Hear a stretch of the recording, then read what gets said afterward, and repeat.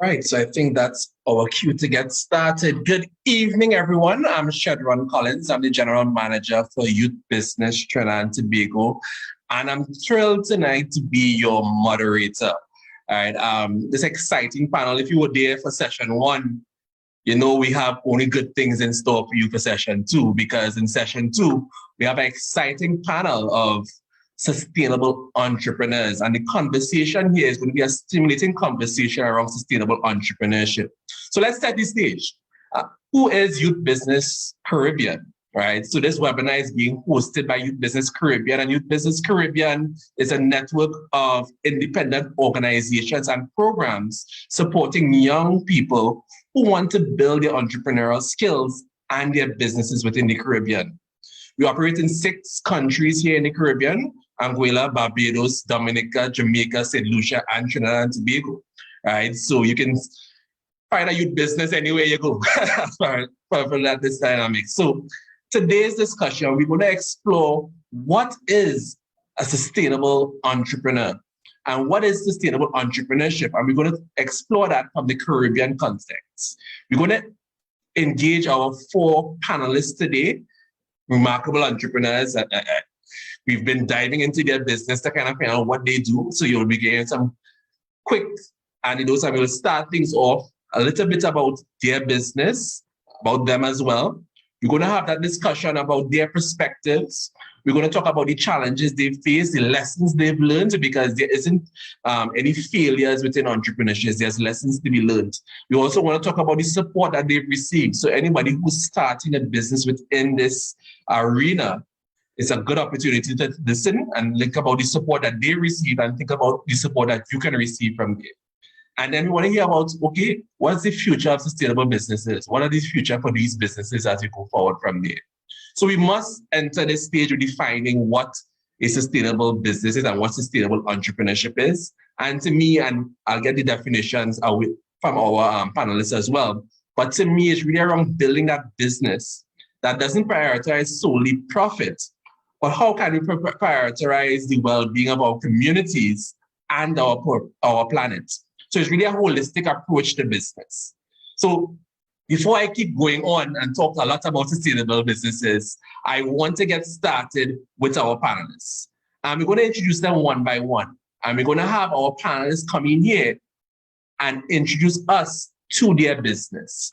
So folks, strap on that seatbelt, sit tight, listen to us as we go in. So first up, coming from Barbados, we have Nikisha Toppin. Nikisha is the founder of Elaine's Caribbean Crochet, a social enterprise that empowers female crafters, handcrafters, with the resources, the skills, and the tools to make their business more financially stable.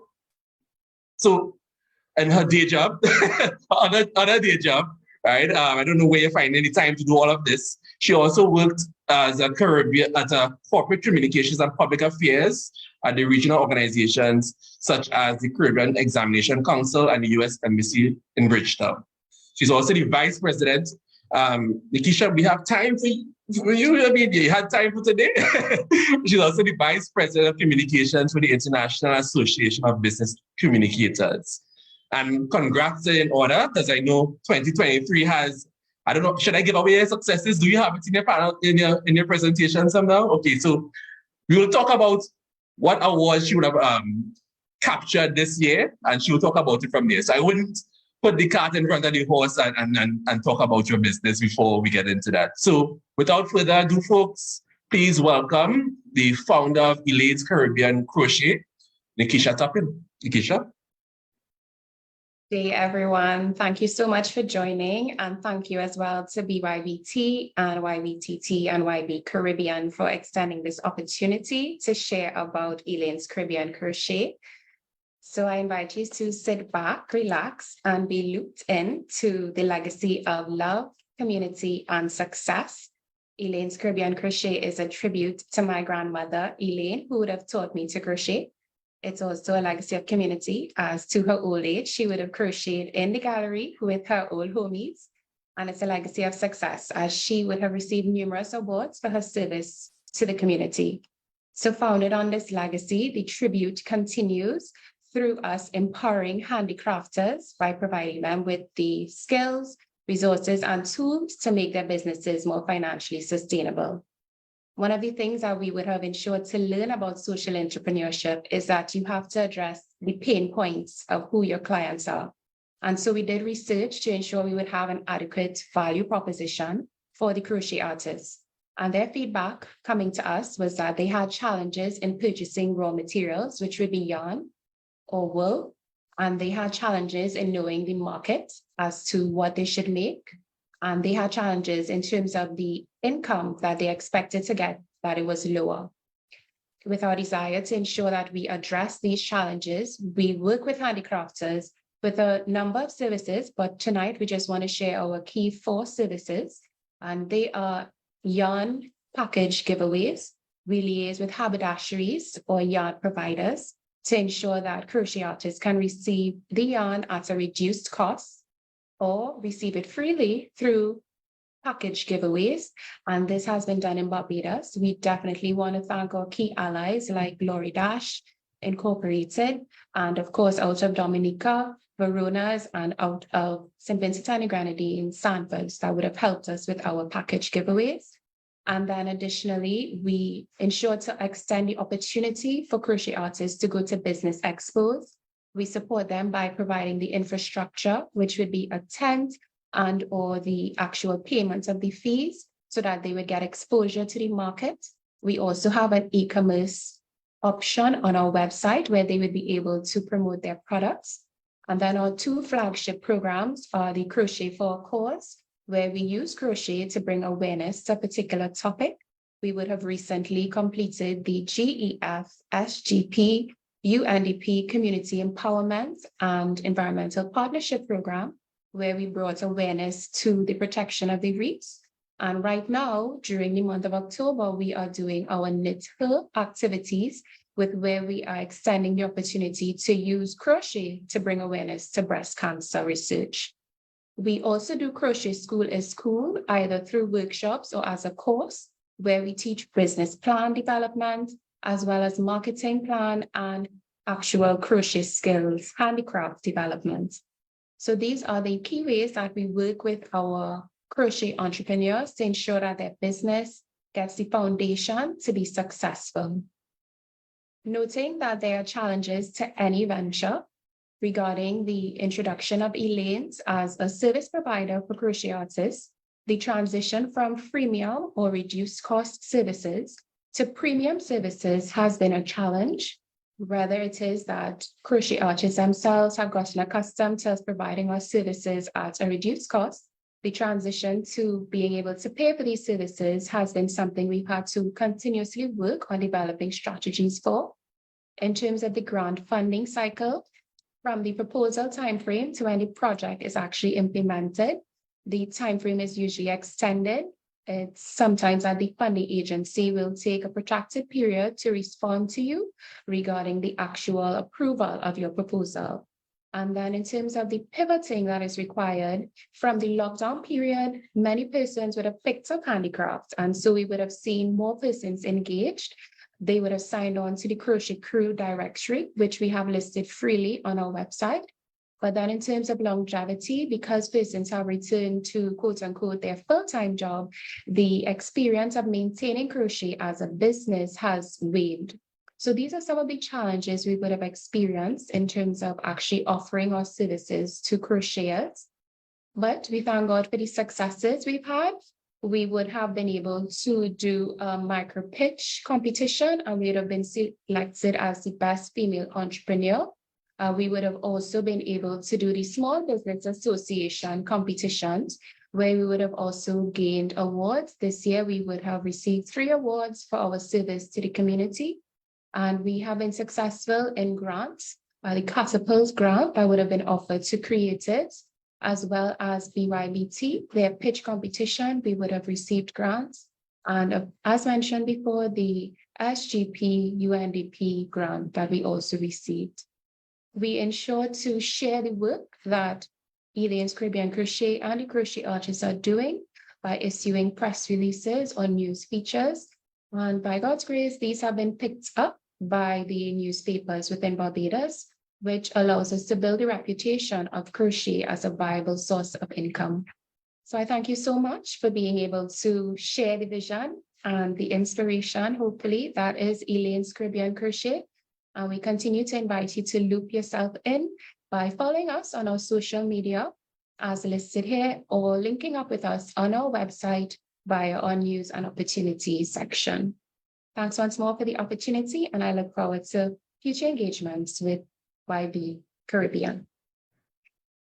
Nikisha, thank you. And I mean, if I had to ask you, there's one question, or at least one word. How is your 2023 shaping up thus far in 1 week? It's been very blessed. That's the one word I would choose. Thanks. Great. Thank you, Nikisha. And we're going to move from Barbados and we're going to head to Dominica. We're going to bring on the founder of WePlanet, Christianna Paul. Now, I had the pleasure earlier, was it earlier this year, Christianna? I had the pleasure earlier this year of interviewing Christianna. So I think this is probably the third time we're engaging in conversation. So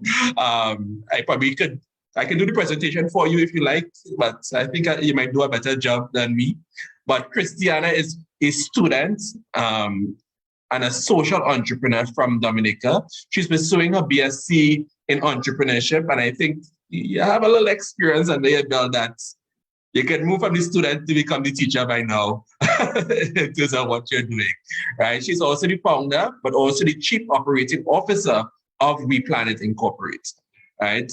And she'll tell you a little bit more about WePlanet Incorporate and what they do from there, but she also works as a partnerships and evaluations manager in Island Impact Limited in Dominica.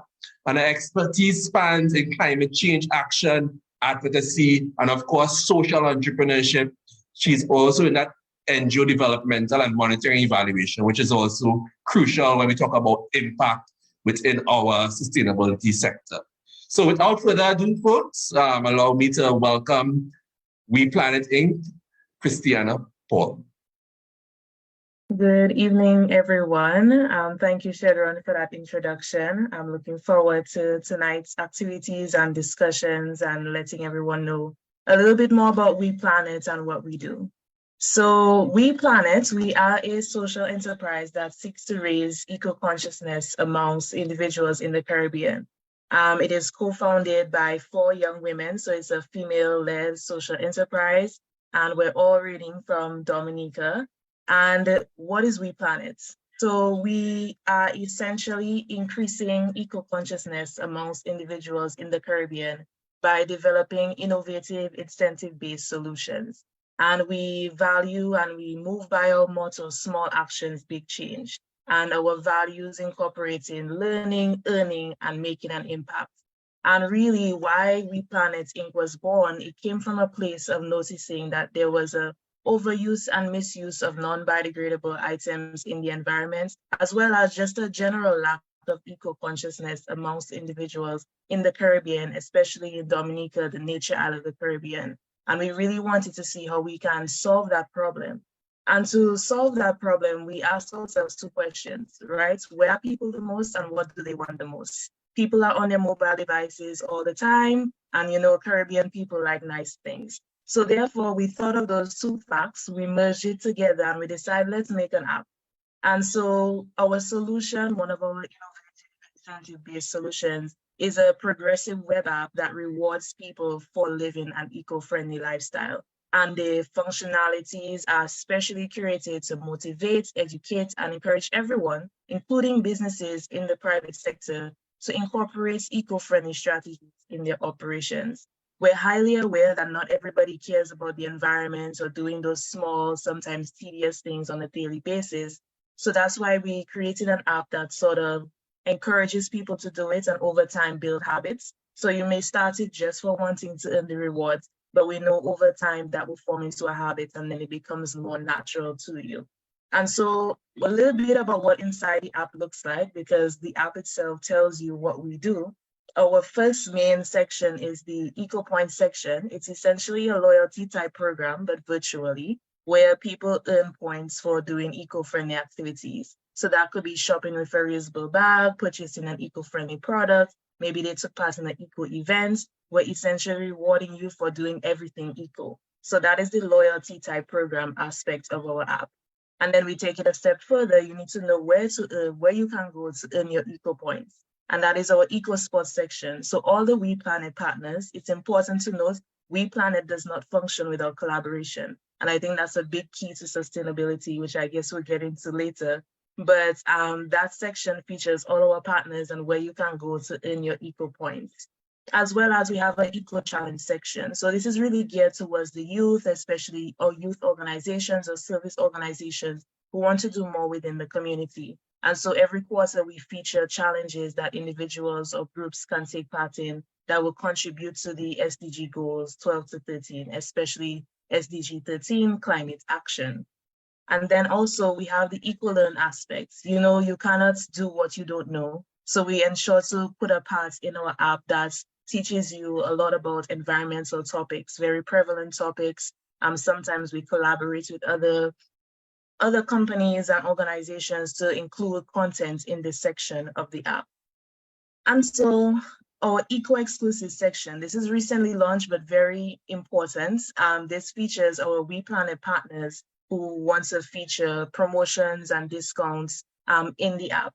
You know, you may be wondering, okay, well, how does WePlanet make money, right? So this is where it comes into, we use the wide market that is on our app users, because our app users are not limited to just young people. They span from as young as 12 to as old as 65. So we encourage businesses to use this great promotional tool for them to promote either their activities, their services, even individuals who want to promote events. You can include that there in our app with eco-exclusives as well as in-app advertising.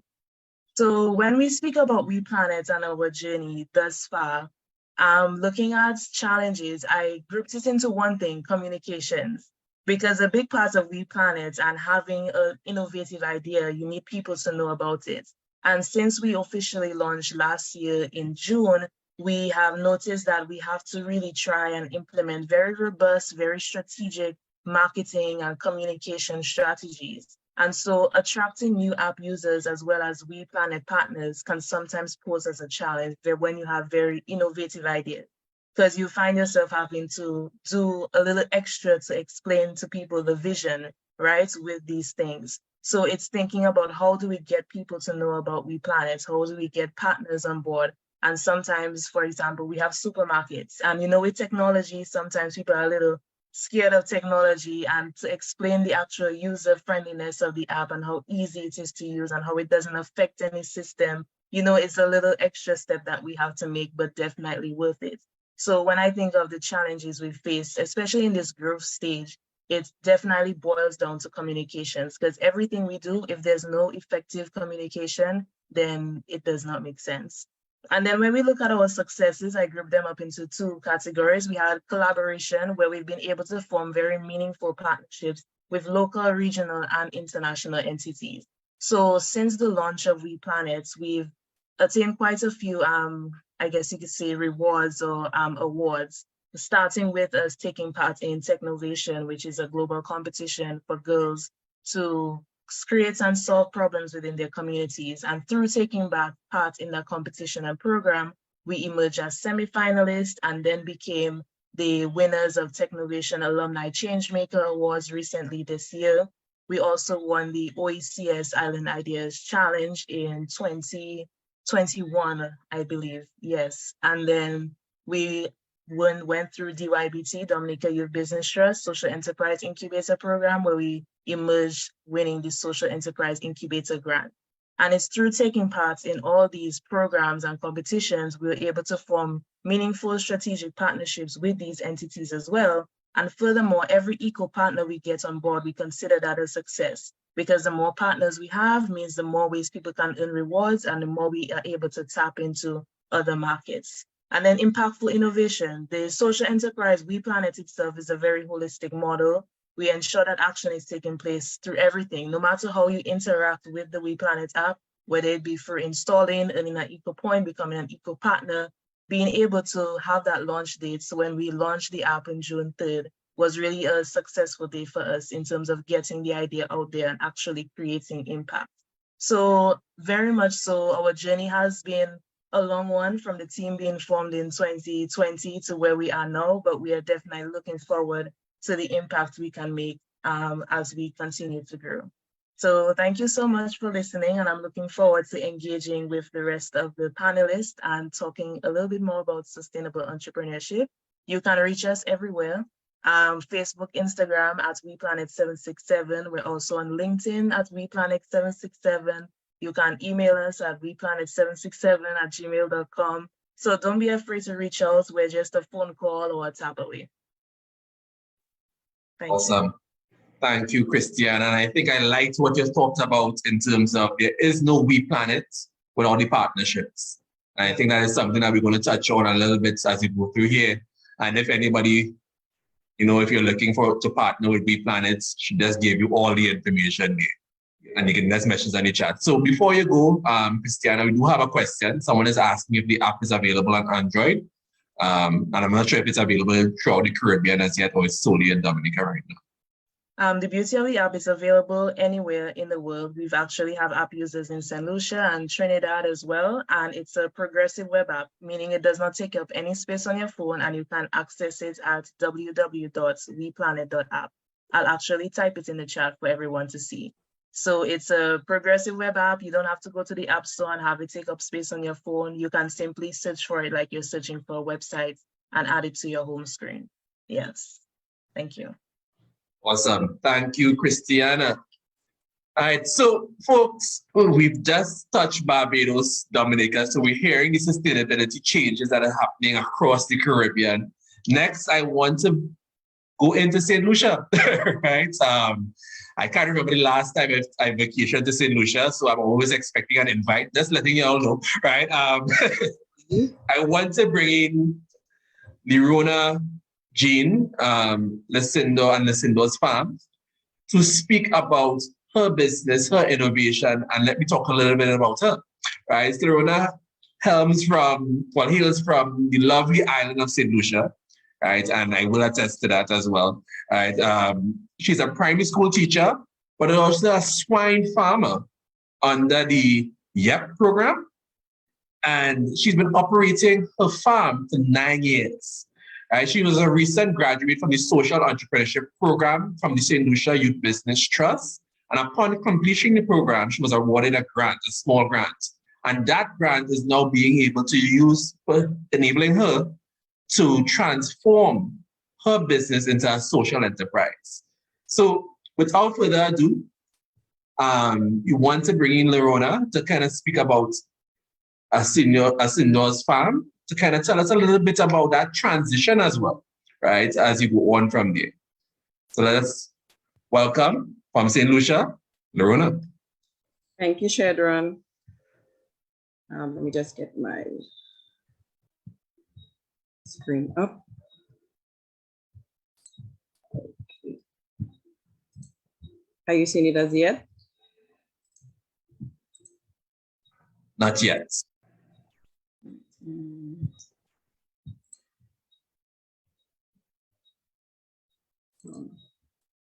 Oh boy, what's going on?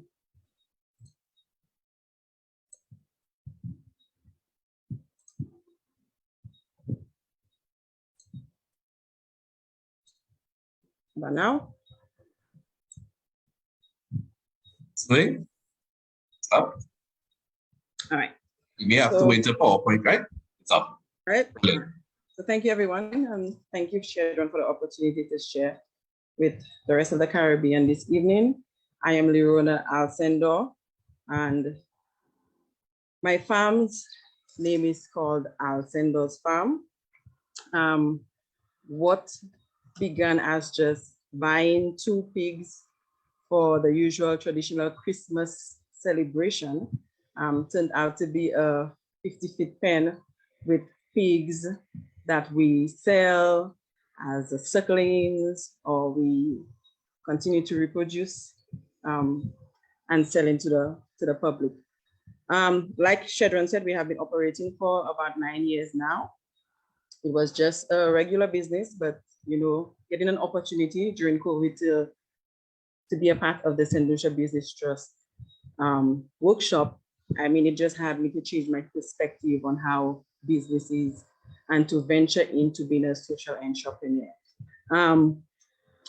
You know, even while I did the program, one of the things that, you know, really got to me, and I mean, as a teacher, teaching for 15 years, you would have seen certain cycles that, you know, occurs among children who probably were raised in a impoverished situation, or students who probably are not really there academically, tend to sometimes fall by the wayside. So my heart kind of yearned for them. And so the plan was to target those secondary school leavers who probably were not there academically, or who are living without a certificate to the name and probably not knowing what they will do after. The plan was to, you know, just to sidetrack them a little bit away from getting into those situations that might be, you know, engaging in illegal acts or trying to find a way to get quick money. And so our plan was to, you know, engage those young people, get them to come and introduce them to farms. You know, sadly, you know, the world today is making most persons think that it's just a service job that is, you know, a really good job.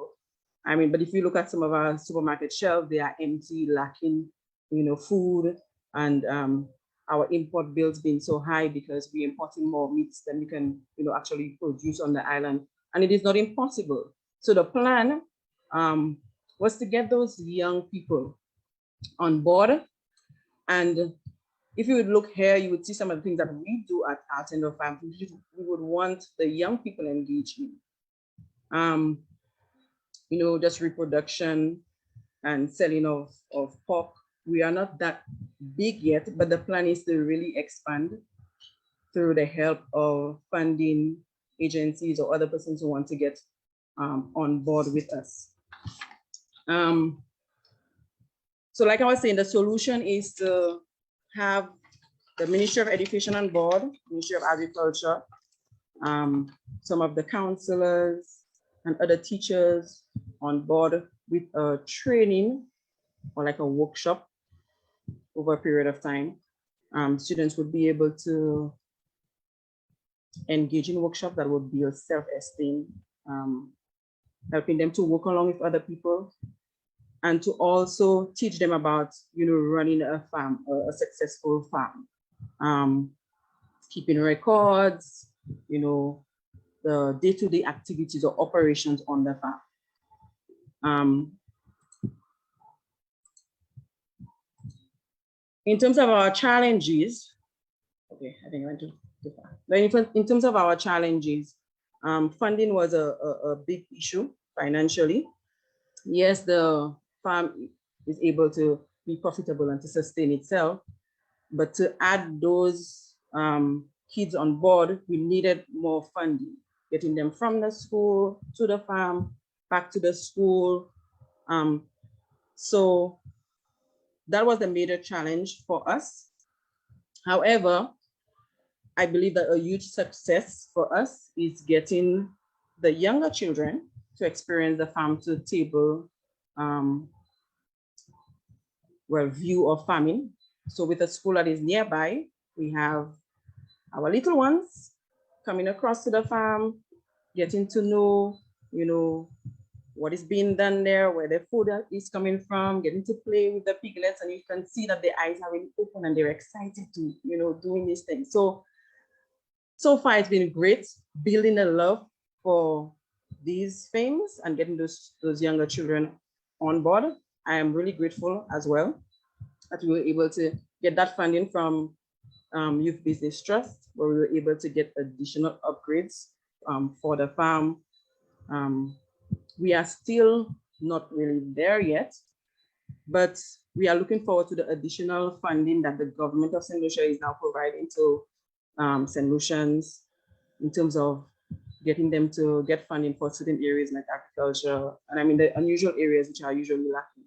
If you realize when it comes to agriculture, I think, I guess across the Caribbean, we are kind of moving away from agriculture and more to tourism, which is more of the service sector, and then we're having to import other stuff into our country, which is not the way we want to go. We want to reboost our agriculture and to encourage other people to get on board. And it's nothing wrong in having a service job and running a farm. I mean, I'm doing it, it's a lot of extra work, but I'm trying my best, and I'm looking forward to it expanding, and looking forward to the day when I can leave teaching and probably just solely do that. So thank you so much. Thank you, Lerona. I think, you know, when you just say what started as just there's two pigs for the Christmas meal.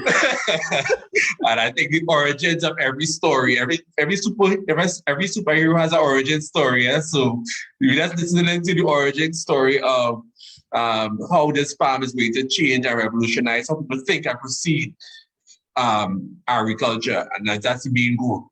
Right? So we're thinking about that. And if I had to ask you one word to describe 2023 thus far for you, what would that be? It's been an eye-opener. Mm. You want me to explain that? No. I just need the word. Thank you. Yeah. And we're going to move, well, to my home country, I guess. Right? No favorites, right? So we are going to go into Trinidad and Tobago and bring on Alicia Barrie. So Alicia, welcome to the stage. And Alicia is a geologist, so I don't know her business is focused on environment. It just happened. It just happened, right? No correlation at all, right? And she's been a high school teacher in that industry for the past 4 years. And I think you've been doing that double duty. So you realize that a lot of our entrepreneurs are starting off with that double duty aspect. So we're going to dive into those questions as well. And Glastic Design has been operational for the past 3 years to date, right? And I think 3 years plus, right? We're going on from that. And that whole drive of starting that business that's not unsatisfaction. And sometimes that is really what is needed. Business to, let's say, realize that somebody needs to do something, and there's me. So that unsatisfaction of the limited action taken towards preserving a local environment drew her to get started in this business. So folks, we needed a live audience for a round of applause, but we want to bring in Alicia to kind of tell us a little bit about Glastic Designs. Alicia? Hi, good evening, everyone. I'm Alicia Barrie. Shedron, right, great. As Shedron said, I'm a geologist. Yes, I am also a geographer and environmentalist and the owner of Glastic Designs Interior Styles Limited. And I founded this business, as Shedron correctly said, is because I'm not seeing the action that I want environmental-wise in my home country.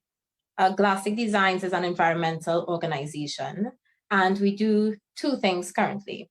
We create a second life for plastic waste, and we also create carbon neutral zones through the use of plants. So I'm going to jump into the problem that we address, which is the next slide. Right, so the problem we address, and I know it is a big problem locally in my country, Trinidad and Tobago, and I can attest for other Caribbean countries as well, but plastic pollution is a big problem here locally, and also the challenges with climate action. We have a high percentage of plastic pollution waste of single-use plastics, and I'll go to the next slide. So over the past 3 years since I founded Glastic Designs Interior Styles, I've conducted several researches which allowed me to quantify the amount of plastic waste that we generate here in Trinidad and Tobago. And unfortunately, a large percentage of our plastic waste not only ends up on the streets or in the drains, rivers, as you saw in the previous image, but it also ends up at all landfills, with Beetham being the largest landfill. And a study from Swimcall, which is a large waste management company here in Trinidad and Tobago, plastic waste accounted for the second largest item collected at the landfill. Now, this was in 2010, but it's still very much relevant. On to the next slide. Right, so I have also conducted 3 to 4 plastic recycling competitions, and I did this among primary schools and secondary schools. I did this with the aim to quantify the amount of plastic waste school generates. In 2019, for 1 month, I had 17 Anglican primary schools collected 70, I believe it's 70, I'm seeing there, 70.1 kilograms of plastic waste. And in 2022, 1 high school for 1 month collected 1,050 kilograms of plastic waste, which is a lot. So seeing this, I wanted to know what can be done to not use plastic or not think of plastic as a waste, but convert it to a resource of higher value. So Glastic Designs, we use grade 2 of plastic waste, the HDPE, high density polyethylene, and we upcycle it into our current products, which are tiles and coasters, which can be seen in the next slide. Right, so this is our product here used as a kitchen backsplash.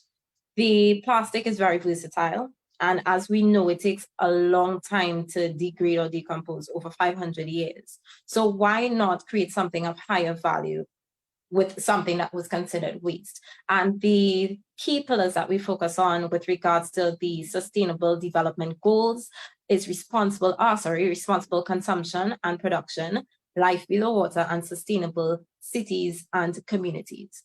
Or plastic tiles can be used in the kitchen, can be used in the bathroom. Now, I know the question pops in, is plastic safe to have in the kitchen? And in order for us to reduce risk, we coat the plastic with a fire retardant enamel, which reduces combustibility. So jumping to our second product that we do, next slide. We design and install vertical gardens. Vertical gardens are very important to me as an environmentalist, and what I see happening, especially with us small island developing states, we experience a large percentage of the brunt of the negative impacts of climate action. So what can we do, as simple as it can be, to avert or reduce the impacts of climate action? And plants play a major role in the environment, one being the offsetting of carbon footprints. So this plant wall I did in my alma mater, Bishop Anstey High School, Port of Spain. I did it because they had a small percentage of space horizontally.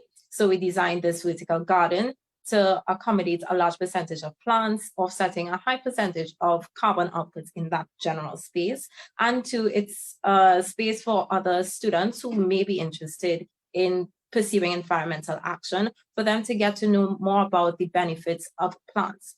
And again, the key pillars that we focus on with vertical gardens are climate action, sustainable cities and communities, and life on land. Some of the key challenges I would say as an entrepreneur, an environmental entrepreneur, is building an environmental business in a country that does not give priority to environmental action is very, very hard.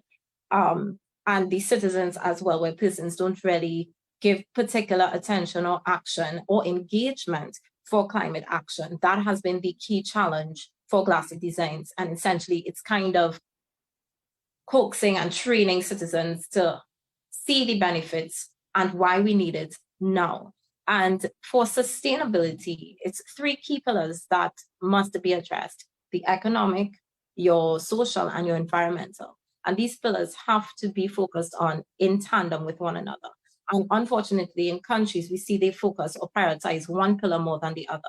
And I can speak for my country, in Trinidad and Tobago, we prioritize highly on economic, and we don't have much priority for environmental action.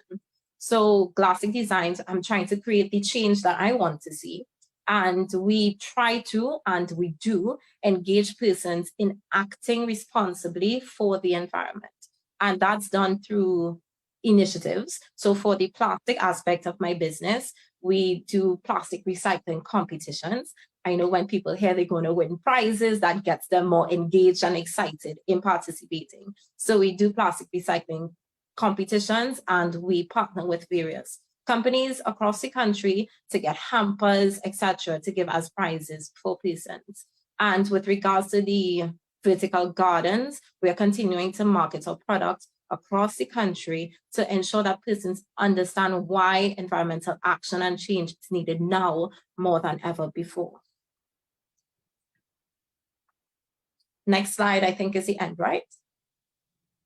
Right. So in terms of connecting with Glastic Design's interior styles, you can find us on social platforms, Facebook and Instagram at the handle at Glastic Designs Interior Styles. And you can also find us on YouTube at the same handle at Glastic Designs.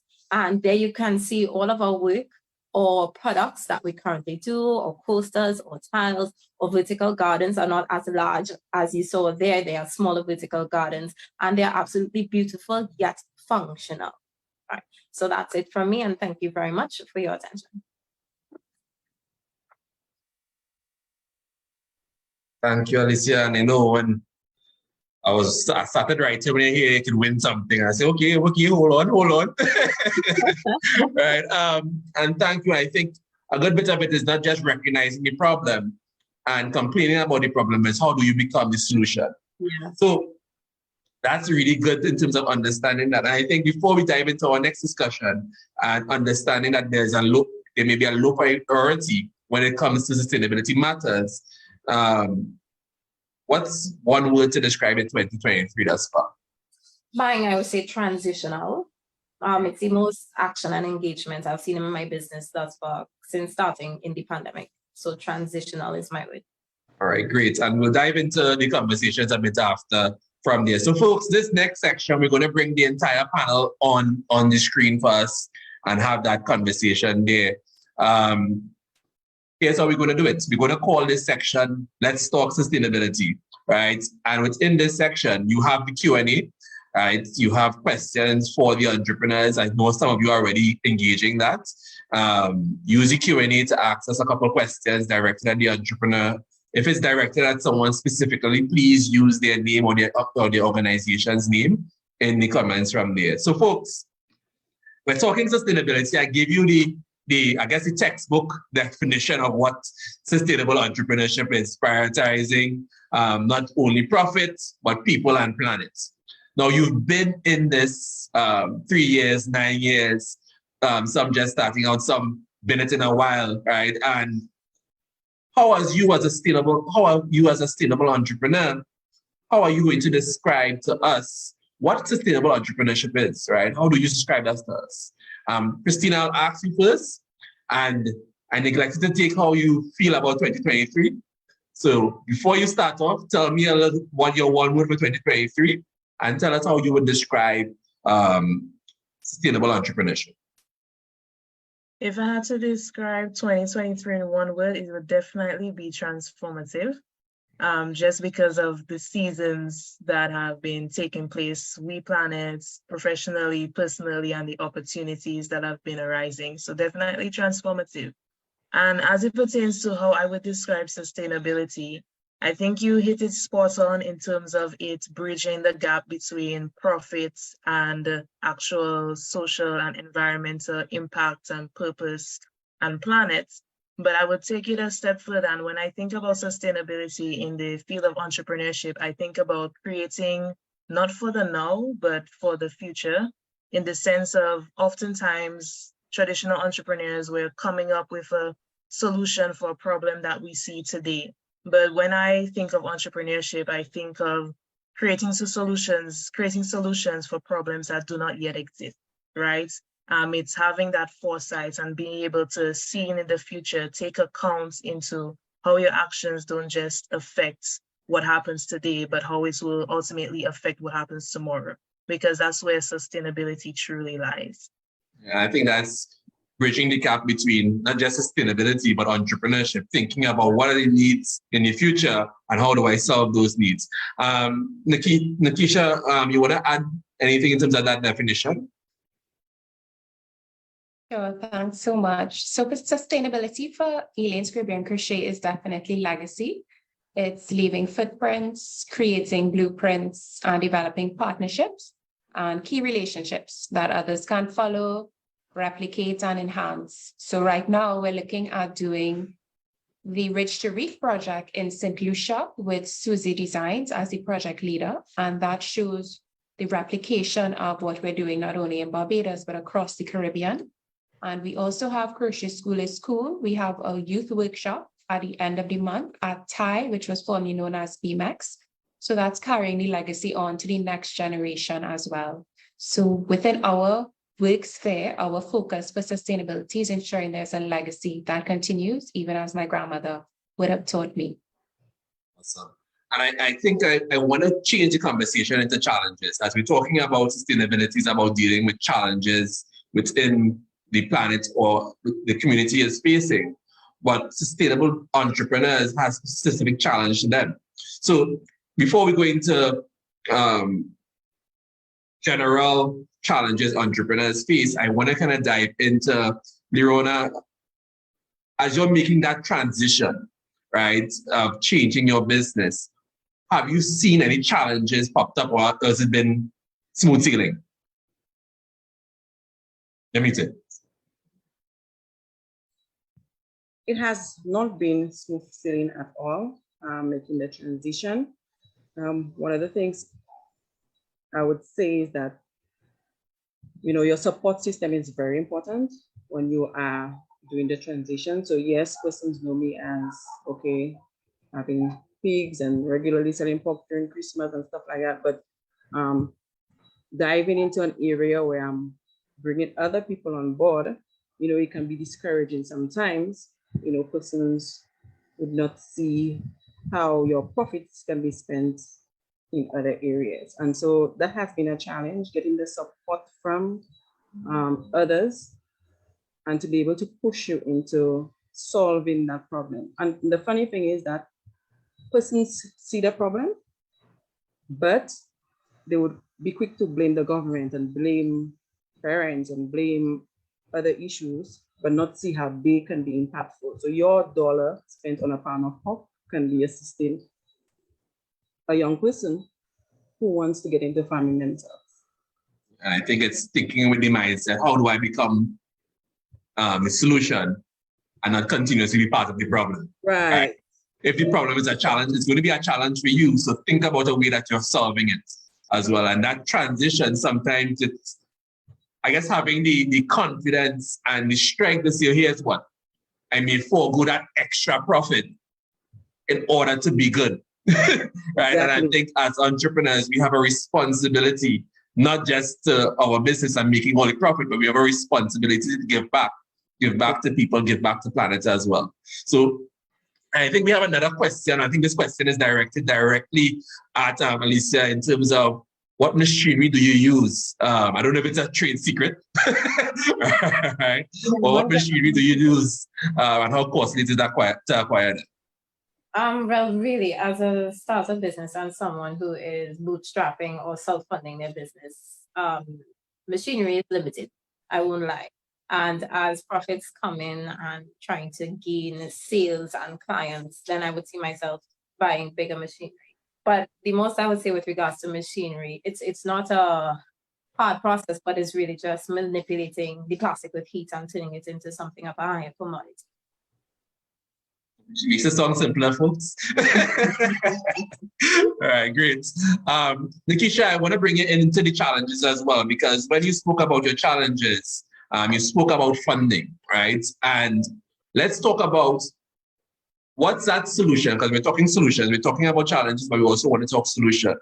If we're thinking about a solution in that funding space for social and green entrepreneurs, sustainable entrepreneurs, right? What is that possible solution that we can have for funding? Okay, thanks so much for that question. I do want to commend the businesses that pursue corporate social responsibility programs, these organizations that really want to support social entrepreneurship, seen through the budgets that they assign to it. I think in addition to the budgets that are assigned for the funding, it is required that they also put a human resource specifically for their corporate social responsibility. And it may not be one person, it may be a team that is required, because when they send out the grant call, they receive a number of applications, and to go through the application process always takes longer. than they anticipate. And we often get emails saying, we have received so many, we will not be able to respond at this time. So I think it's very important that when they build out a corporate social responsibility program, that they ensure there's a dedicated staff to be able to respond and reduce the delays so that there can be success in sustainability, not only for them, but for us as social entrepreneurs as well. And as a not-for-profit, we're familiar with the emails as well. And I think I guess for me is that push of having that corporate sector understanding that, you know, there are entrepreneurs that are actually doing the CSR work that we plan to do, right? So we don't actually need to do it ourselves. Let's look for entrepreneurs within our space who are doing what we're doing and invest in them, right? So I think it's that collaboration. And as we talk about, there's no sustainable entrepreneurship without partnership, right? Christianna, right? I'm stealing your phrases, right? There's no sustainable entrepreneurship without partnership. That partnership between those corporates as well as us coming in. Lerona, you want to say something? Yeah, I just wanted to add to the funding. I mean, there's no doubt that there are not many funding agencies, and I believe there's a lot available. What I find that's really sad is that there are some persons, let's say for somebody who's not so literate and unable to, you know, access that funding, you know, they are always left behind. It's not a case that they do not have a brilliant idea. It's just that accessing fund is so much difficult for them. And one of the things that I have advocated for, I mean, when we have our meetings and so forth, is those persons who are responsible for those funding, for marketing the funding, you know, to reach persons within those communities. I mean, you would have heard of somebody who probably wants to start something. And I know there are some persons who might not be comfortable. They might not be like you and I, who would push ourselves toward getting a grant or funding. They will be laid back because maybe, you know, self-esteem lacking. I will not be able to apply for it. I won't get it, you know, negative, you know, stuff. But on a serious note, there is funding. It's just that I believe that more needs to be done to get those people, get younger persons, get persons to access those funds, and to make it a little bit easier to access those funds. And sometimes all you need is just to hear someone's idea and put the support in helping them complete the proposal. Exactly, right? Because a business plan, you know. The hardest thing is that you give funding to someone who can write a good proposal, yes, but they don't have a good business, and that's the mismatch from there, right? The money goes out the door and then not really used for the purpose, and then there's somebody who really needs it to get something going and would properly manage the finances. Yeah. Exactly. So it's how do you, and we'll talk about support systems that need to be put into place for sustainable entrepreneurs as well. So Christianna, I want to bring you back in the conversation, right? As we talk about challenges. When we spoke about challenges, your main challenge was around communication, right? You want to speak to us a little bit more about that? Yes, so as I spoke about communication, it encompassed, well, three things, because WePlanet is multifaceted in the sense of we have to communicate to the consumers. Those are people who are overuse and misuse of non-biodegradable items. So how do we reach these individuals? And to reach these individuals, yes, the social media, but a key part of communications is being consistent and following up. You know, it's one thing to post something, it's one thing to make a call, but you have to always be in people's faces. And that's what we've noticed we have been trying to get better at, is being consistent with being in people's faces. Because it's one thing to have a good idea, it's another thing for people to know about it. So we've been really trying to figure out how can we actually get the WePlanet app in every household or every person with a device. And it's not going to take just one approach. So it's really about testing different things. Some things will work, some things will not. So, you know, currently, yes, we have our social media. We try our best to do in-person pop-ups. So we meet people where they're at. And that is something we have to do a bit more consistent. And I think what falls with consistency is a human resource. A lot of people, a lot of entrepreneurs within the sustainability space, oftentimes it's either one person or a very small team. And as you know, we're living busy lives, and everybody kind of commit to 8 hours a day to being outside at this place. So when I think of that challenge, I always like to view challenges as opportunities and probably a space that entities or organizations can step in terms of how can we assist organizations, not on a financial level, but on a human resource level. Sometimes we just need somebody to make that follow-up call for us. Sometimes we just need somebody out there to promote in person. So WePlanet is developing its model, its WePlanet Ambassador Program. So recognizing that as a small team, we all physically can't be everywhere all the time, why not have an ambassador program? So when we think of all these challenges, we think about, okay, what are the most effective solutions? So that's one of the solutions we came up with for whole communicating with our consumers. Then you have communicating with partners, which is much different than communicating with your consumers, as you can imagine. And so communicating with our partners is really being able to meet with them one-on-one to let them know how they can be part of WePlanet and how it truly is a win-win partnership. Because there's no app like WePlanet in Dominica, and I dare say the Caribbean, and we often come to them with what WePlanet is, it usually takes a few meetings, a few calls to let them know how they can actually be a part of what we do. And from our end is to make talking about WePlanet as easy as possible, make it understandable. You know, with tech, as I said, sometimes people may shy away from it, but to share the opportunities that WePlanet actually creates as it pertains to, yes, their corporate social responsibility, but also even smaller businesses thinking about how they can adopt more eco-friendly practices.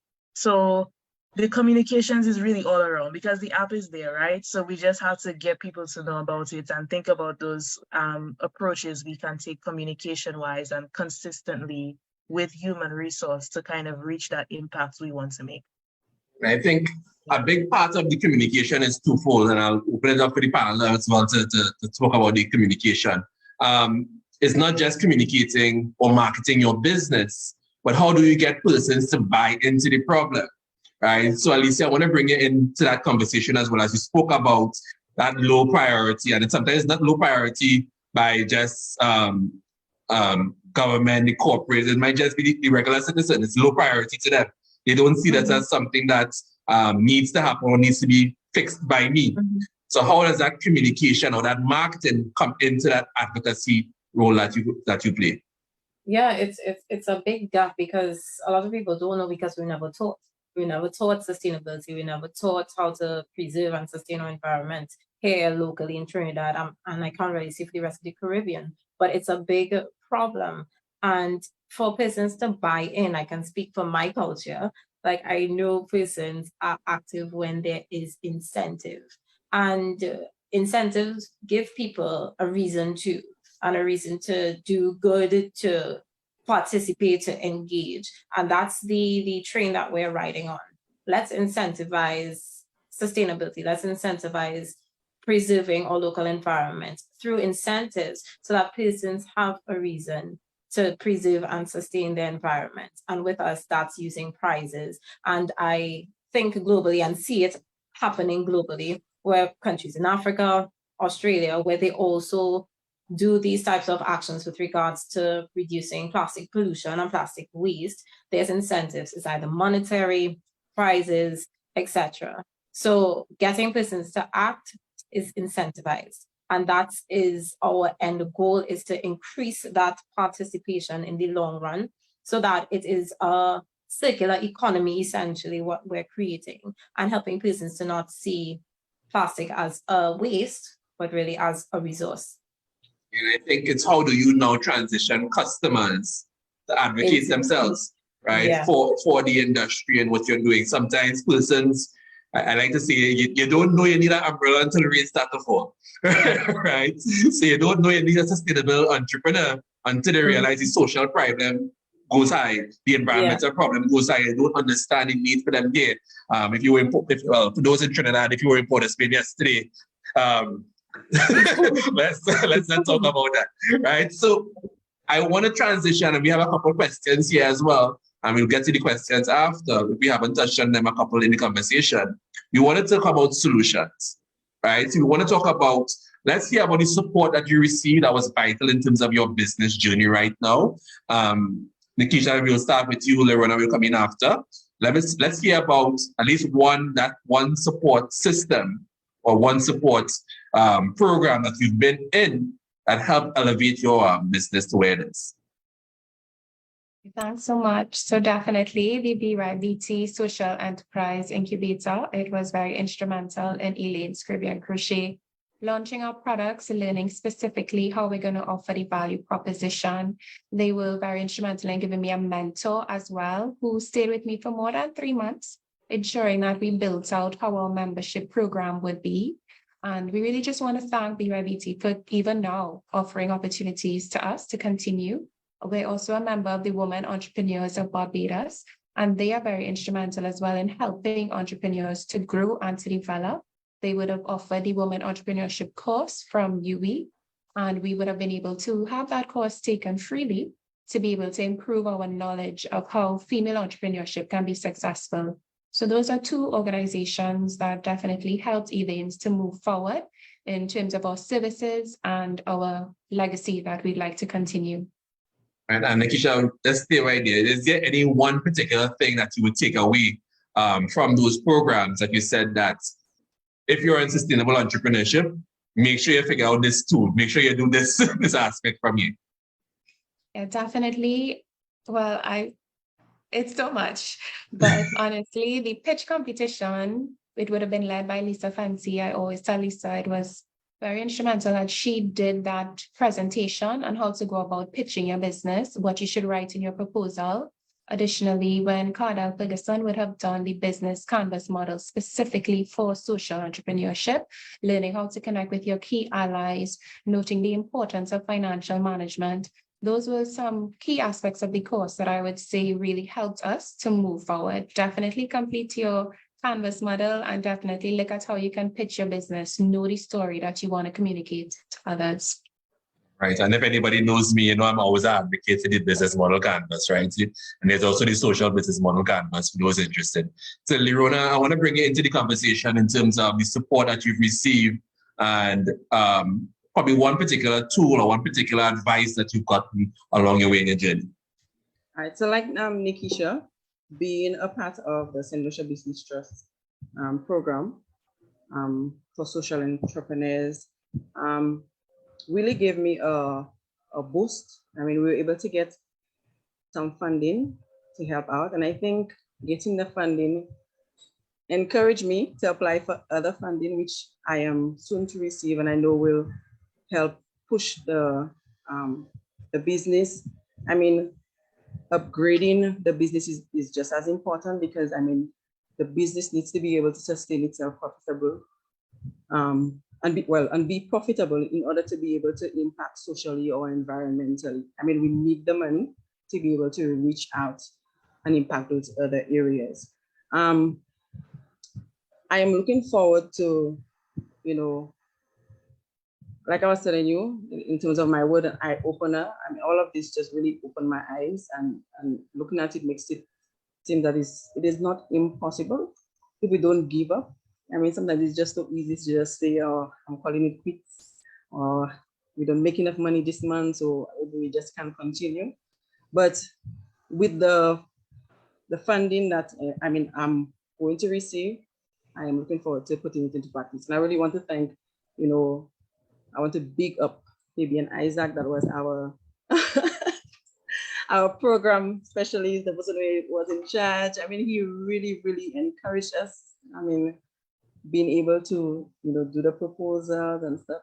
And it was still an eye-opener, despite the fact that I ventured into a business area. And not much of being a social entrepreneur is given to you or is encouraged, for you to do. And so I must say that was just the stepping stone. And I think when you have a good start and a good push and support, you are able to continue. And sometimes all you need is a good push, right? Yes, Somebody that's, whether it's in the right direction or at least just forward, right? Someone to get you to start helping you think about, because you see sometimes the next step forward is sometimes hindered by this. your mindset in terms of, I don't think that is possible. I'm not sure if I can do it. And sometimes all you need to tell somebody to tell you, stop listening to yourself and think that's them. It's Right? true. It's true Try because that sometimes, I mean, even while we were in the incubator, I mean, I was like, nah, that will not work. I was like, and then he just had to like allow me to see it in a different perspective. And sometimes it's just that somebody just allowing you to see it in a different way. And this really encouraged me. Awesome. Christianna, there's one question here that I think you might be the perfect one to answer, right? Is speaking about how do you gather support from customers? And I think Alicia would have spoke about it from before as well. When they don't really understand the importance, right, be eco-friendly and those aspects. So I know you offer incentives as part of it. So you can tell us a little bit about your idea generation in terms of how do I get persons to buy in? Okay, so how we go about getting support, as I said, a big part is the incentives, right? So when we engage with customers, especially one-on-one at our pop-ups, we usually lead with the fact that you're going to get a shopping voucher or you have a chance of winning a shopping voucher at this supermarket that you're currently shopping at right now if you shop with your reusable bag.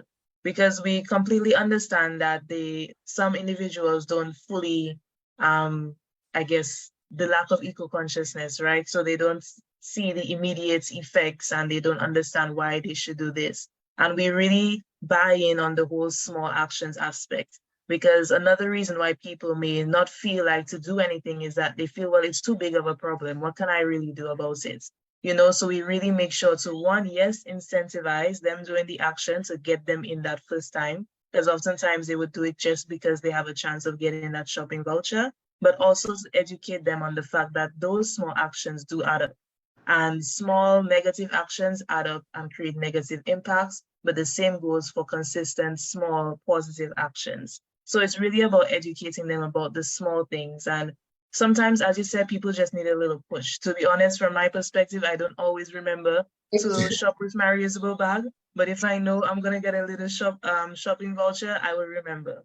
So it's about those things. It's understanding people, meeting them where they're at, and also understanding the fact that not everybody will care, but over time, with this model that we have, they will care. And it's about, once again, being in their face and educating them on the fact that small actions can actually lead to big change. And we really bank on our motto, small actions, big change. If you couldn't tell, there's a little play on words there. Yes, change in terms of impact, but change as in your coins. So that is also how we kind of get that engagement from people. And it's also about how we market ourselves. So we want our brand itself to be also user-friendly and engaging. You know, it's about how you present it. As you said, people like to see nice things. People like nice things. So we just use those human behaviors to our advantage for really getting people on board with being eco-friendly. Awesome. Alicia, I want to jump into the conversation about support as well. Me, right? Yes. Okay. Support from customers and citizens. Yeah? Yeah.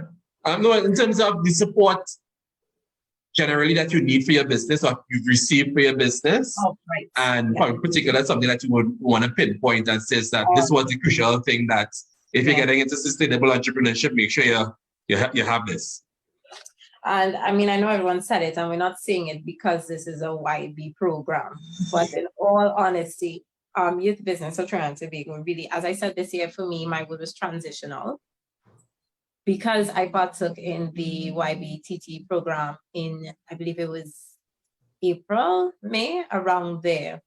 That program introduced me to my mentor, and you're really, really worked with the best people to help us entrepreneurs get on the right path. And my mentor, I could call her name, Miss Donna Louisa Eversley. She has been very instrumental in helping me transition my business to where it is now, thinking commercial and acting like that, to get more action out of my citizens and to make a bigger impact locally and aiming to go across the Caribbean region.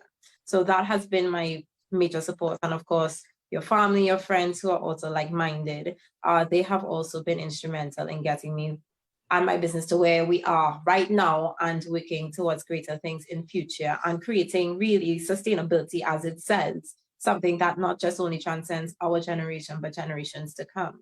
And it's something that I want my children, my children's children to be owners of and to be proud owners of, that is, to continue to make that change locally and help us reduce local plastic pollution and create carbon neutral zones within Trinidad and Tobago and the Caribbean region.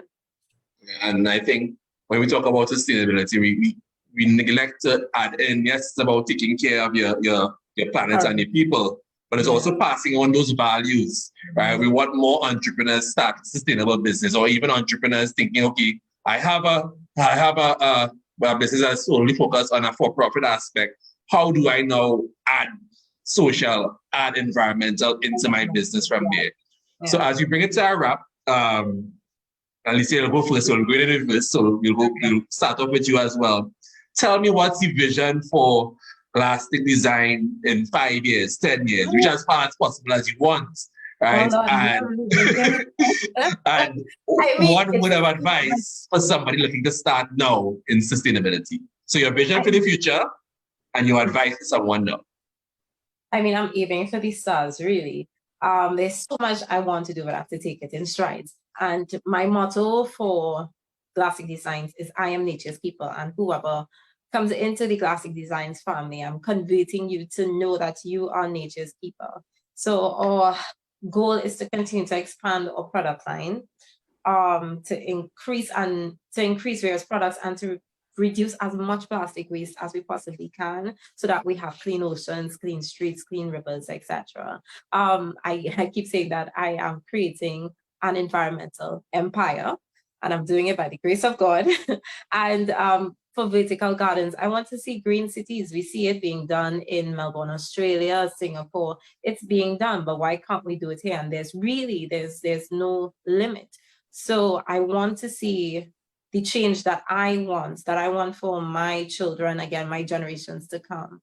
I want them to live in an environment that is safe for them, that is transitional, that is protective for them and for even their generations to come. So that's my vision for Glastic Designs interior styles. Yeah. Awesome. And Lerona, your vision for, well, we're in 2023 now, so 2033 for your organization. We're going far out, 10 years from now. Right? So that'll be 19 years in business, right? And the support that you want, I guess you would have advised someone looking to start now. Yeah. Definitely expansion. And would definitely want to reach more students, especially those students who, and they hail from all communities, Caribbean islands. There are some persons who are more technical and not so academically inclined. So it's our desire, or it's my desire, to see, more farmers coming out. The downhill we had with, agriculture, in the agriculture sector, I want to see that go up, definitely. More farmers, more young entrepreneurs building businesses that they are able to reach other people, to build that social aspect into those persons that we are reaching out, that when they do decide to have a business or to start off, that they are able to think first on reaching other people as well. Also, and your word of advice for someone starting now? Do not give up.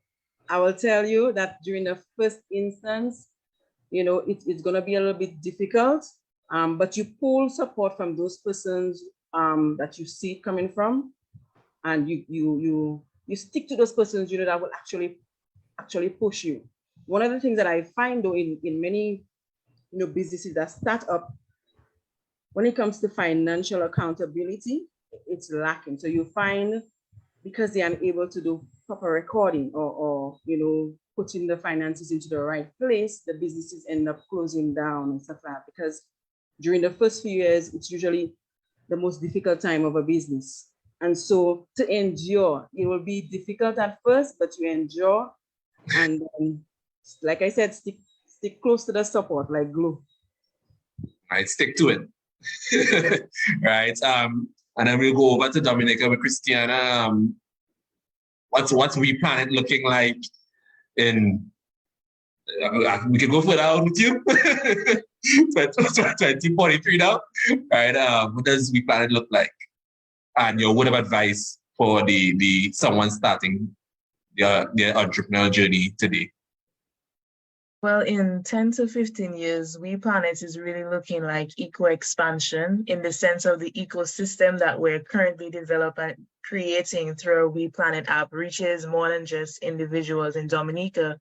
But of course, everybody in the Caribbean should be able to have their WePlanet app and earn rewards for doing their eco actions. And when it comes to the impacts we want to create, it's one, to be able to change the narrative within the corporate sector and the business sector as to how we can approach solving these environmental issues, especially the overuse and misuse of non-biodegradable items, change the conversation and actions amongst consumers.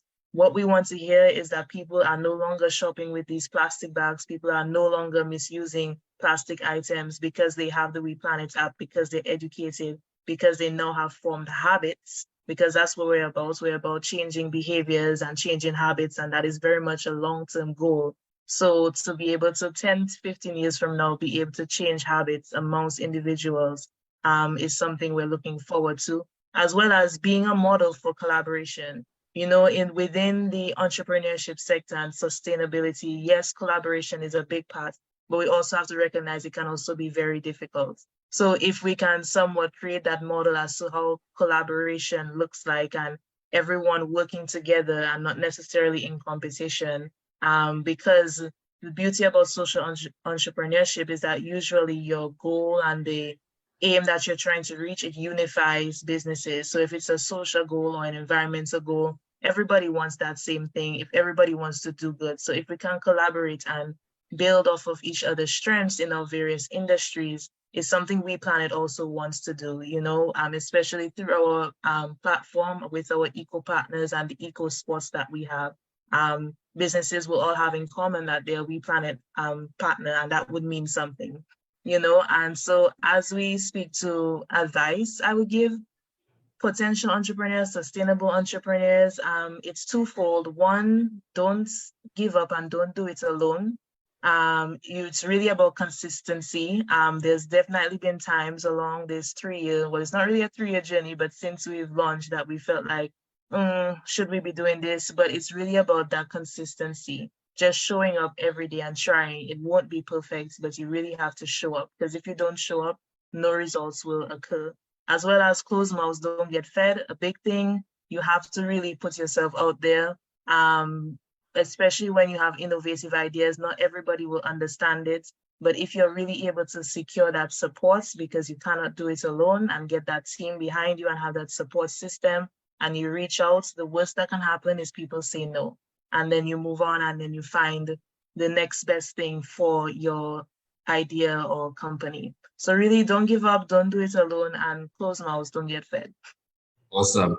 Nikisha, you're up next. Barbados. Right, this is how far to go out. let's go 10 years. We'll come back a little bit. That's 10 years. What does your business look like, and what's your word of advice for someone looking to start today?